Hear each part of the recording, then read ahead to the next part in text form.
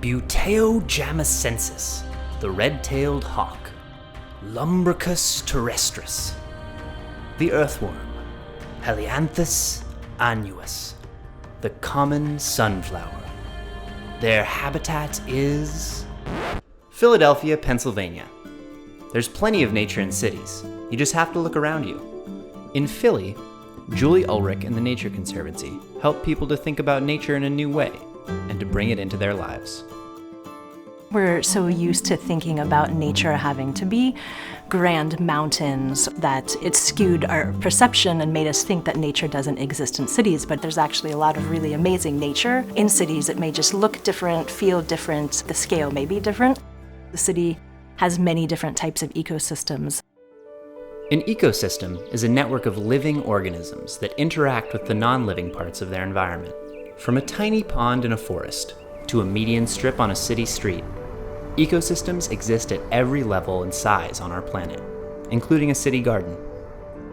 In an urban context, even vacant lots have biodiversity. You can see insects, you can see bacteria in soil. Biodiversity is the variety of species that exist in an ecosystem, from the birds to the bugs to the bacteria in the soil, and the way all those things interconnect and interact. The bigger the blend, the better for people. If you're a person that likes variety in the foods that you eat, or the spaces in which you play, or the rivers that you get to see, biodiversity should be important to you. At Tilden Middle School, Julie is working with students to create a garden on campus. What was once asphalt will be not just a garden, but an entire mini ecosystem. On Build Day, students and teachers construct raised plant beds, adding layers of gravel, soil, and seeds.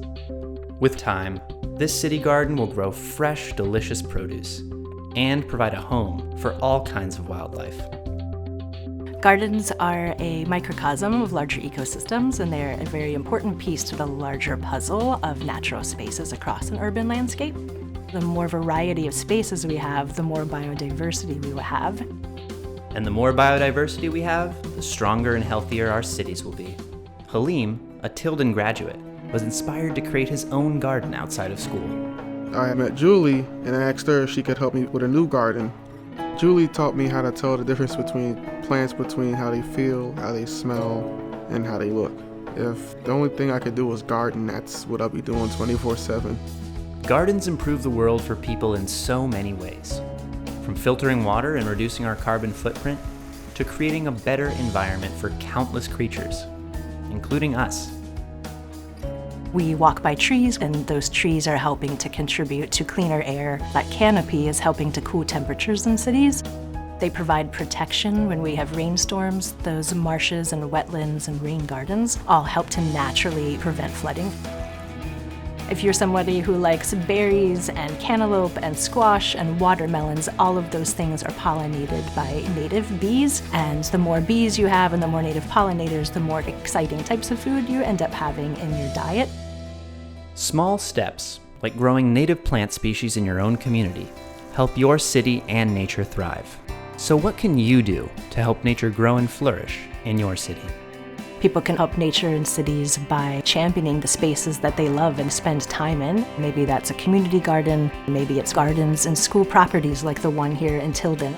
It's a nice feeling to know that you did that. You planted a seed and it grew into your own plant. The more green spaces and natural areas that people can help champion, plant, and grow in cities, the more biodiversity we will end up having, and that's good for nature and good for people.